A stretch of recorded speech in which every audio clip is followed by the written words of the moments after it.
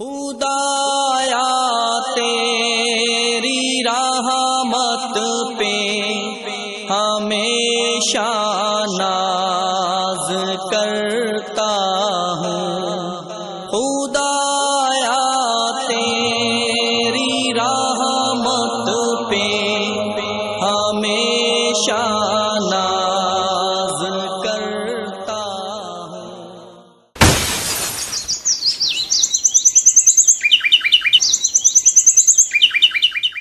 الحمد للہ رب العالمین والصلاة والسلام على سید الانبیاء والمرسلین وعلى آلہ واصحابہ اجمعین۔ اعوذ باللہ السمیع العلیم من الشیطان الرجیم، بسم اللہ الرحمن الرحیم۔ مفتی طارق مسعود صاحب گزشتہ دنوں علی مرزا سے مخاطب ہوتے ہوئے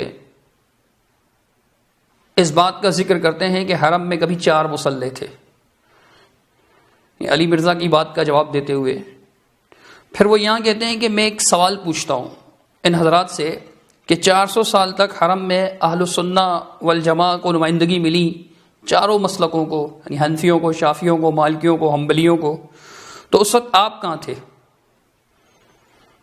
پھر اس سے نتیجہ نکالتے ہوئے وہ یہ بھی کہتے ہیں کہ آپ کا وجود ہی نہیں تھا 400 سال تک۔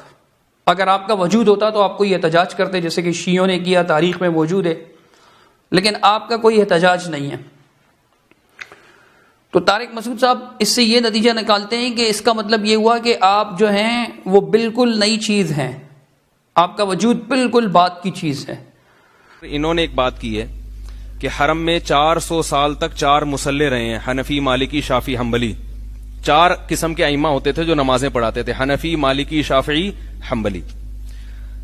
تو دیکھو یہ اجماع تھا، غلط چیز پر اجماع ہو گیا، اور پھر اللہ کا شکر ہے اب یوٹیوب کا دور ہے تو یہ ختم ہو گیا۔ ایک سوال میں پوچھتا ہوں ان حضرات سے کہ 400 سال تک حرم میں اہل سنت والجماعت کو نمائندگی ملی ہے، چاروں مسلک کو، حنفیوں کو بھی، مالکیوں کو بھی، شافیوں کو بھی، حنبلیوں کو بھی۔ آپ کہاں تھے اس وقت؟ نہیں یاری بات میرا خیال ہے آپ کا وجود ہی نہیں تھا، تبھی آپ کو نمائندگی نہ ملی، نہ آپ نے 400 سال کو یہ احتجاج کیا کہ ہم بھی تو ہیں۔ شیعہ حضرات نے احتجاج کیا تاریخی کتابوں میں، انہوں نے کہا 5واں ہمارا بھی ہونا چاہیے، مگر ان کو نئی نمائندگی ملی۔ اس کا مطلب ہے آپ پیدا ہی بعد میں ہوئے ہو۔ سمجھ میں آ رہی ہے بات؟ یہ تو آپ نے خود اعتراف کر لیا کہ ہم تھے ہی نہیں اس وقت۔ حالانکہ مفتی طارق مسعود صاحب خود جو ہے علی مرزا صاحب سے اس بات کا شکوہ کر رہے ہیں کہ میری گفتگو اہل حدیث علماء کے ساتھ تھی، میں اہل حدیث سے بات کر رہا تھا تو علی مرزا درمیان میں کود پڑا تھا۔ میں نے تو بڑے آرام سے علماء سے، اور اس سے کیا بھی نہیں تھا، میں نے تو اہل حدیث علماء سے کیا تھا، اس کو خام خامے جواب دینے کی پتہ نہیں کیا ضرورت تھی۔ اور مسعود صاحب خود یہ کرتے ہیں کہ اکثر و بیشتر علی مرزا کے رد میں جب کبھی گفتگو کرتے ہیں تو ان کا رخ علماء اہل حدیث کی طرف پھر جاتا ہے۔ اب انہیں خود اپنی اس نصیحت کا خیال رکھنا چاہیے کہ جب وہ علی مرزا سے بات کرتے ہیں تو پھر صرف علی مرزا کو ہی سامنے رکھ کر بات کریں، اہل حدیث کو درمیان میں نہ لائیں۔ جب آپ اس بات کو پسند نہیں کرتے اپنے حق میں تو پھر دوسروں کے لیے بھی یہی اصول اپنائیے۔ دوسروں کے لیے آپ کا اصول مختلف تو نہیں ہونا چاہیے تھا، لیکن ہوتا یہی ہے۔ ہم نے دیکھا ہے کئی بار آپ علی مرزا کی تردید کر رہے ہوتے ہیں تو آپ درمیان میں اہل حدیث کو رگڑنا شروع کر دیتے ہیں، حالانکہ آپ بخوبی جانتے ہیں کہ علماء اہل حدیث علی مرزا صاحب سے براءت کا اعلان کر چکے ہیں۔ اس کی وجہ کیا ہے؟ اس کی وجہ یہ ہے کہ وہ صحابہ کا گستاخ ہے، صاف طور پر صحابہ کرام کی بدتمیزیاں کرتا ہے، اور اس کی جو ہے وہ پوری قلعی کھول چکے ہیں۔ حضرت مولانا ابو یحییٰ نور پوری حفظہ اللہ بڑی ترتیب کے ساتھ، تسلسل کے ساتھ، حوالوں کے ساتھ، دلائل کے ساتھ اس کے کلپس دکھا دکھا کر بتا چکے ہیں کہ کس طرح وہ صحابہ کرام کی شان میں گستاخی کرتا ہے۔ تو اس سے برات کا اعلان کر چکے ہیں۔ جب ہمارا اس سے کوئی تعلق ہی نہیں ہے تو ان سے گفتگو کرتے ہوئے آپ ہمیں درمیان میں نہ لایا کریں، لیکن آپ لے آتے ہیں۔ اب بہت سے ساتھیوں نے یہ کلپ بھیج کر کہا کہ جی یہ آپ دیکھیے، کہہ رہے ہیں کہ اہل حدیث کا وجود ہی نہیں تھا۔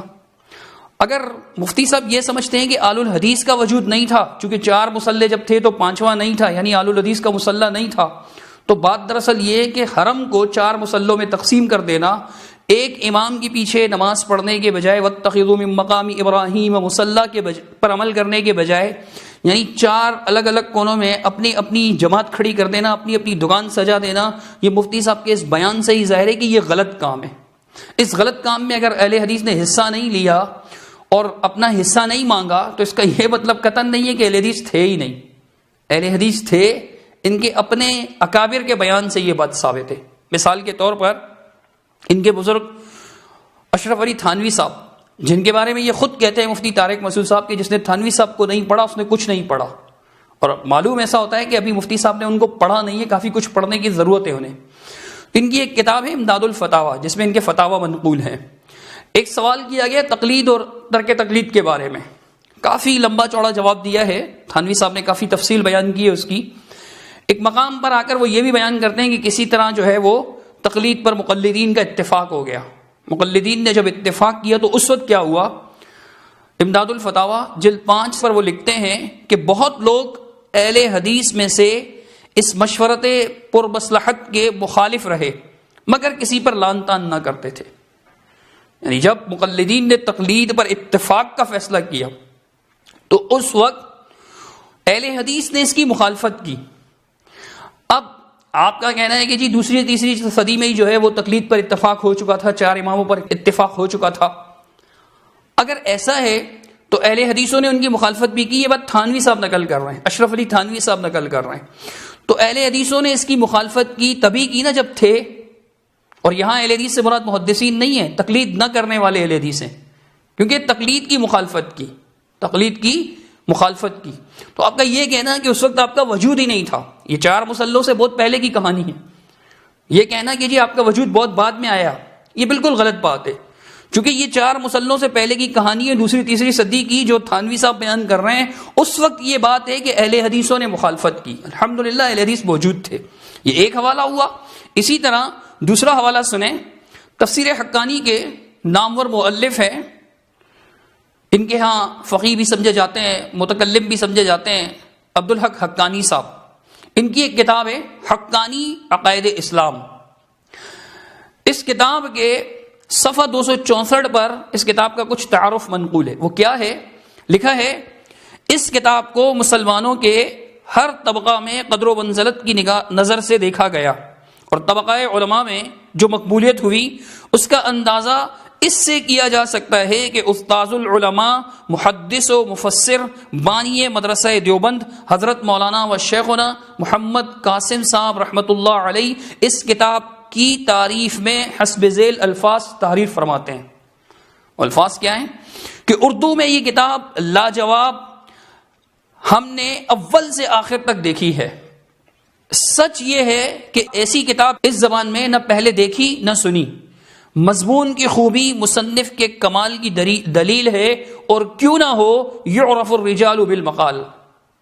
یعنی اول سے آخر تک قاسم نانوتوی صاحب نے اس کتاب کو دیکھا اور اس کی تعریف بھی کی. اور یہ بھی فرمایا قاسم نانوتوی صاحب نے، جو بانی دارالعلوم دیوبند تھے، انہوں نے یہ بھی فرمایا کہ اردو زبان میں، اس زبان اردو میں لکھی ہوئی ہے، اس زبان میں اس سے پہلے ایسی کتاب نہ دیکھی نہ سنی.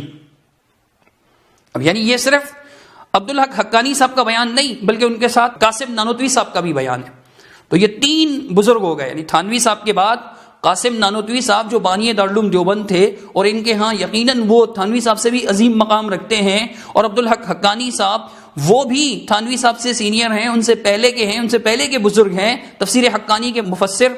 وہ بھی یہ بات بیان کرتے ہیں. انہوں نے اپنی اس کتاب کے صفحہ 3 پر لکھ رکھا ہے کہ اہل سنت شافعی، حنبلی، مالکی، حنفی ہیں، اور اہل حدیث بھی انہی میں داخل ہیں. یعنی وہ اہل حدیثوں کو کس میں داخل سمجھ رہے ہیں؟ اہل سنت میں. صفحہ 3 پر یہ بات لکھی ہوئی ہے. نانوتوی صاحب نے اول سے آخر تک اس کتاب کو دیکھا تو اس کے اندر یہ بات بھی لکھی ہوئی تھی کہ اہل حدیث کو اہل سنت میں شامل کیا گیا. اس کے باوجود بھی قاسم نانوتوی صاحب نے اس کتاب کی تعریف کی، اس کتاب کو اچھا قرار دیا. یہ 3 بزرگ ہوئے جو آل الحدیث کو آل السنہ میں شامل سمجھتے ہیں. آگے سنیے گا، مفتی اعظم ہند حضرت مفتی کفایت اللہ صاحب حنفی تھے اور جمعیت علماء ہند کے ممبر بھی تھے، علماء دیوبند سے ان کا خاص تعلق بھی تھا. ان کی کتاب ہے کفایت المفتی. اس میں کئی ایک جگہ لکھا ہے لیکن میں صرف آپ کو ایک حوالہ دوں گا. جلد 1 صفحہ 332 میں فرماتے ہیں کہ غیر مقلدین جن کے خیالات سوال میں مذکور ہیں، سوال میں کچھ خیالات بتائے گئے کہ وہ ایسا کرتے ہیں، رفع الدین کرتے ہیں، آمین کرتے ہیں، تقلید نہیں کرتے وغیرہ، تو وہ کہتے ہیں کہ جن کے خیالات سوال میں مذکور ہیں اصولاً تو اہل السنت والجماعت میں داخل ہے، اصولاً تو اہل السنت والجماعت میں داخل ہیں۔ اگر یہ بات کی چیز ہوتے، بہت بات کی چیز ہوتے، یعنی 4 مسلح ختم ہونے کے بعد کی چیز ہوتے، تو پھر ان کو اہل السنت والجماعت میں کیسے شامل فرماتے آپ کے بزرگ؟ بعد والے تو اہل بدعت ہی ہو سکتے ہیں، اہل السنت تو نہیں ہو سکتے۔ تو یہ چوتھا حوالہ ہے آپ کے مفتی اعظم کفایت اللہ صاحب کا، جو یہ بات بیان فرما رہے ہیں کہ اہل السنت جو ہیں وہ اہل الحدیث میں داخل ہیں۔ پورا فتویٰ ہم اسکین لگا رہے ہیں، آپ خود پڑھ لیجئے گا۔ آگے 5واں حوالہ، ان کے ایک اور بزرگ جو شیخ القرآن کہلائے جاتے ہیں اور امام الاولیاء بھی ان کو کہا جاتا ہے، احمد علی لاہوری صاحب، ان کی ملفوظات پر مبنی ایک کتاب شائع ہوئی، ملفوظات طیبات، اس کے صفحہ 115 پر لکھتے ہیں کہ میں قادری اور حنفی ہوں، اور اہل حدیث نہ قادری ہیں نہ حنفی، مگر وہ ہماری مسجد میں 40 سال سے نماز پڑھ رہے ہیں اور میں ان کو حق سمجھتا ہوں، اور میں ان کو حق سمجھتا ہوں۔ اگر اہل حدیث کوئی نیا فرقہ ہوتا، بالکل بعد میں وجود میں آنے والا ہوتا، تو پھر وہ حق پر نہ ہوتے، لیکن احمد علی لاہوری صاحب کہہ رہے ہیں کہ میں حنفی اور قادری ہوں، میں اہل حدیث تو نہیں ہوں، لیکن میں اہل حدیث کو حق پر سمجھتا ہوں، حالانکہ نہ وہ قادری ہیں نہ وہ حنفی ہیں، اس کے باوجود میں ان کو حق پر سمجھتا ہوں۔ نیا فرقہ حق پر ہو سکتا ہے؟ نہیں، اہل سنت والجماعت میں داخل ہے۔ اور چھٹا اور آخری حوالہ آپ کو دیں گے، نصف درجن پورے ہو جائیں گے اس حوالے کے ساتھ ہی، جن کے محراب و ممبر کو آج کل مفتی طارق مسعود صاحب رونق بخشے ہوئے ہیں، اور وہ ہیں ان کے استاذ جنہیں ان کے ہاں فقیہ العصر کہا جاتا ہے اور مفتی اعظم بھی لکھا جاتا ہے، رشید احمد لدھیانوی صاحب۔ ان کا احسن الفتاوی کئی جلدوں پر مشتمل ہے، اس کے جلد نمبر 1 صفحہ 316 پر وہ لکھتے ہیں کہ تقریباً 2ری-3ری صدی ہجری میں اہل حق میں فروعی اور جزئی مسائل حل کرنے میں اختلاف انظار کے پیش نظر 5 مکاتب فکر قائم ہو گئے۔ یعنی جزئی مسائل کے حل کرنے میں اہل حق کے ہاں، اہل باطل کے ہاں نہیں، اہل حق کے ہاں اختلاف اندار یعنی مختلف نظریات ہونے کی وجہ سے 5 مکتب فکر قائم ہو گئے۔ 5واں مکتبہ فکر انہوں نے شیعہ کو نہیں قرار دیا۔ کیا لکھا ہے سن لیجئے، کہتے ہیں یعنی مذاہب اربع اور اہل حدیث، مذاہب اربع اور اہل حدیث۔ تو مفتی صاحب کا یہ کہنا کہ پھر آگے یہ بھی لکھتے ہیں کہ اس زمانے سے لے کر آج تک انہی 5 طریقوں میں حق کو منحصر سمجھا جاتا رہا ہے۔ اب مفتی صاحب کا یہ کہنا ہے کہ جی آپ بہت بات کی چیزیں اہل حدیثوں کی طرف اشارہ کرنا، یہ ان کا اشارہ غلط ہے۔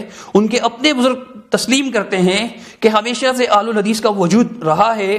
یہ بات تھانوی صاحب نے بھی نقل کی، بلکہ تھانوی صاحب نے تذکرۃ الرشید میں ان کا خط منقول ہے جو انہوں نے رشید احمد گنگوئی صاحب کو لکھا تھا، اس خط کے اندر بھی اس بات کو بیان کیا۔ چنانچہ اس کی جلد اول صفحہ 131، خط تو 129 سے شروع ہوتا ہے لیکن 131 پر آ کر وہ لکھتے ہیں کہ اگرچہ اس امر پر اجماع نقل کیا گیا ہے کہ مذاہب اربع کو چھوڑ کر مذہب خامس مستحدث کرنا جائز نہیں ہے، یعنی 5واں مذہب بنانا، ایجاد کرنا، نکالنا یہ جائز نہیں ہے، یعنی جو مسئلہ 4 مذہبوں کے خلاف ہو اس پر عمل جائز نہیں، کہ حق دائر و منحصر ان 4 میں ہے۔ یہ بات نقل کر کے کہتے ہیں کہ اس پر اگرچہ اجماع نقل کیا گیا لیکن آگے لکھا ہوا ہے کہ مگر اس پر بھی کوئی دلیل نہیں، مگر اس پر بھی کوئی دلیل نہیں، کیونکہ اہل ظاہر ہر زمانہ میں رہے، اہل ظاہر ہر زمانہ میں رہے، اور یہ بھی نہیں کہ سب اہل ہوا ہی ہوں، وہ اس اتفاق سے علیحدہ رہے۔ پھر لکھتے ہیں دوسرے اگر اجماع ثابت ہو بھی جائے مگر تقلید شخصی پر تو کبھی اجماع بھی نہیں ہوا۔ اب وہ کہہ رہے ہیں اہل ظاہر ہمیشہ سے موجود رہے، یعنی تقلید نہ کرنے والوں کو اہل الظاہر بھی کہا جاتا ہے، جو تقلید نہیں کرتے تھے، کسی کی تقلید نہیں کرتے تھے۔ تھانوی صاحب کہتے ہیں وہ تو ہمیشہ سے رہے، وہ تو ہمیشہ سے رہے۔ اب مفتی طارق مسعود صاحب کا یہ فرمانا ہے کہ جی تم بہت بات کی چیز ہو، ان کی یہ بات درست نہیں ہے۔ آگے مفتی صاحب اپنے اس بیان میں یہ بھی فرماتے ہیں کہ 4 مسلح اگر حرم میں تھے تو غلط ہوا، اس کی کیا دلیل ہے کہ علماء نے احتجاج نہیں کیا؟ 4 مسلح اگر حرم میں ہیں یہ غلط ہوا ہے، تو اس کی کیا دلیل ہے کہ اس غلط پر اس وقت احتجاج نہیں کیا علماء نے؟ اچھا مفتی صاحب، آپ کہتے ہیں کہ جی علماء نے احتجاج کیا، اس کی کیا دلیل ہے کہ نہیں کیا علماء نے احتجاج؟ دلیل تو آپ کو دینی چاہیے کہ جی فلاں فلاں علماء نے احتجاج کیا۔ عجیب بات ہے کہ علماء احتجاج بھی کرتے رہے، 400 سال تک یہ غلطی قائم رہی۔ اگر علماء احتجاج کرنے والے ہوتے تو یہ 4 مسلک والے کسی ایک امام کے پیچھے نماز کیوں نہیں پڑھتے تھے 400 سال تک؟ یہ تو پھر جب اللہ تعالیٰ نے آل سعود کو اقتدار عطا فرمایا، غلبہ عطا فرمایا، تو انہوں نے یہ 4 مصلے اٹھا کر ایک طرف کر دی اور کہا کہ بھئی سب ایک امام کے پیچھے نماز پڑھو۔ 400 سال تک یہ مقلدین تو نہیں مانے نا، اس ضد پر ڈٹے رہے، اس غلطی پر ڈٹے رہے، جیسے آپ بھی غلطی سمجھتے ہیں، اس غلطی پر ڈٹے رہے۔ تو اس سے یہ بات واضح ہو جاتی ہے کہ سینکڑوں سال تک بھی علماء کے درمیان کوئی مسئلہ رائج ہو، ان چاروں مذہب کے اتفاق کے ساتھ بھی رائج ہو، تو اس بات کی دلیل نہیں ہے کہ وہ حق ہے، وہ درست ہے۔ وہ غلط بھی ہو سکتا ہے، جیسے کعبے میں ان کا 4 مصلے ڈالنا غلط تھا اور وہ 400 سال تک قائم رہا۔ 400 سال تک یہ مقلدین اپنی ضد پر اڑے رہے۔ اگر آل سعود یعنی اس غلطی کو ہٹانے کی کوشش نہ کرتے تو شاید آج بھی یہ نہ مانتے اور بڑے فخر سے کہتے کہ جی ہمارے حق ہونے کے لیے یہی کافی ہے کہ ہمارے جو ہے نا وہ 4 مصلے جو ہے وہ قائم ہے، ہمارا مصلی بھی وہاں موجود ہے۔ یہ ڈرے رہتے اسی پر۔ بہرحال ہم یہی عرض کرنا چاہتے ہیں کہ 400 سال تک غلطی پر ڈٹے رہنا، اس سے عوام کو سمجھ لینا چاہیے کہ چاروں مسلک کے علماء کا کسی مسئلے پر اتفاق حق ہونے کی دلیل نہیں ہے۔ یہ 400 سال تک اس مسئلے پر اتفاق کیے رہے، اس کے باوجود بھی یہ مسئلہ غلط تھا، باطل تھا، قابل اصلاح تھا، اور الحمدللہ اصلاح ہوئی۔ پھر آگے مفتی صاحب یہ کہتے ہیں اپنے بیان میں کہ جی حرمین کے علماء کی تحریریں میں نے خود اپنی آنکھوں سے پڑھی ہیں کہ ہم فقہ حنبلی کو فالو کرتے ہیں، تو ہم ان سے یہ عرض کریں گے کہ تحریریں تو ہم نے بھی کافی پڑھی ہیں، لیکن آج آپ کو سابق مفتی اعظم سعودیہ عربیہ کا بیان سناتے ہیں کہ جو ارض حرمین کے مفتی اعظم تھے، آج تک ان کے فتاوا یعنی ان کی ریکارڈنگز بھی موجود ہیں، بیان بھی ہوتے ہیں، لکھے بھی جاتے ہیں، آج تک ان کے فتاوا الحمدللہ رائج ہیں۔ سنیے، جب ان سے یہ پوچھا گیا کہ کیا آپ مذہب حنبلی کو فالو کرتے ہیں تو انہوں نے کیا جواب دیا؟ سماحة الشيخ، يعتقد البعض أنكم تقفون عند مذهب معين، هل تتفضلون بقول كلمة في هذا المقام؟ الفتاوى الصادرة مني لا أقف فيها ولا أعتمد فيها على مذهب أحد، لا أحمد ولا غيره، إنما عمدتنا في ذلك تحري ما قاله الله ورسوله، سواء كان في مذهب أحمد أو مذهب الشافعي أو مالك أو أبي حنيفة أو الظاهرية أو بعض السلف المتقدمين. المقصود تحري ما دل عليه الكتاب والسنة، هذا هو اللي نعتمد عليه، لا نعتمد على مذهب أحمد ولا على غيره، إنما نعتمد على ما قاله الله ورسوله وما دل عليه الكتاب والسنة في الأحكام، لأن هذا هو الواجب على كل طالب علم. نعم. جزاكم الله خيرا، جزاكم الله خيرا. نسأل الله للجميع التوفيق والهداية. نعم. اللهم آمين. ان کے جواب کا خلاصہ یہ کہ میں نہ احمد بن حنبل رحمۃ اللہ علیہ کے مذہب پر عمل کرتا ہوں، اس کو فالو کرتا ہوں، اس کی پیروی کرتا ہوں، نہ ہی کسی اور مذہب کی، میں تو قال اللہ اور قال الرسول کی پیروی کرتا ہوں، پھر وہ کسی بھی مذہب کے مطابق ہو۔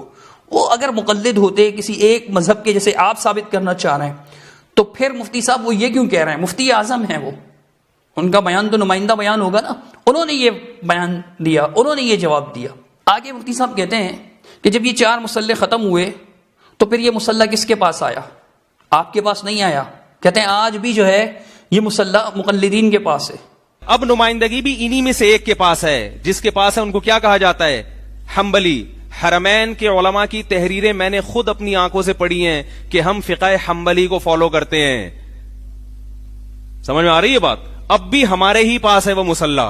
مفتی صاحب کہہ رہے ہیں کہ آج بھی مصلی جو ہے وہ مقلدین کے پاس ہے، حنابلہ کے پاس ہے۔ مفتی صاحب جن کو آج اپنا کہہ رہے ہیں کہ جی ہمارے پاس ہے، حنابلہ کے پاس ہے، ان کے بزرگ ان کو کیا کہتے تھے؟ سن لیجئے، المحنت علی المفند، یہ ادارہ اسلامیت لاہور کی چھپی ہوئی 12واں سوال ہے، محمد بن عبد الوہاب نجدی رحمۃ اللہ علیہ کے بارے میں، شیخ الاسلام محمد بن عبد الوہاب نجدی رحمہ اللہ، ان کے بارے میں سوال ہے۔ تو اس کا جواب میں علماء دیوبند کیا کہتے ہیں؟ کہتے ہیں ہمارے نزدیک ان کا حکم وہی ہے جو صاحب در مختار نے فرمایا ہے، اور خوارج کی ایک جماعت ہے شوکت والی۔ ایک کل تک جن کو آپ خارجی کہہ رہے تھے اور آج آپ ان کو اپنا کہہ رہے ہیں۔ آپ کے سارے اکابر اس پر آپ کے اکابر کے دستخط موجود ہیں، ان کی مہریں موجود ہیں، بڑے بڑے اکابر آپ کے، جن میں جی تھانوی صاحب کا نام بھی آتا ہے، محمود الحسن صاحب کا بھی نام آتا ہے، عاشق الہی میرٹی صاحب کا بھی نام آتا ہے، کفایت اللہ دہلوی صاحب کا بھی نام آتا ہے. یہ سارے آپ کے بزرگ، اور بعد میں آپ کے استاذ رشید احمد لدھیانوی صاحب کا بھی نام آتا ہے، جنہوں نے اس کی تصدیق کی، اس کتاب کی. یہ کل تک آپ جن کو خوارج کہتے تھے آج وہ آپ کے ہو گئے. عجیب بات ہے مفتی صاحب، آپ کے بزرگ غلط تھے، آپ غلط کہہ رہے ہیں. اللہ تعالیٰ سمجھنے کی توفیق عطا فرمائے. اقول قولی ھذا استغفر اللہ لی ولکم ولسائر المسلمین اجمعین برحمتک یا ارحم الراحمین.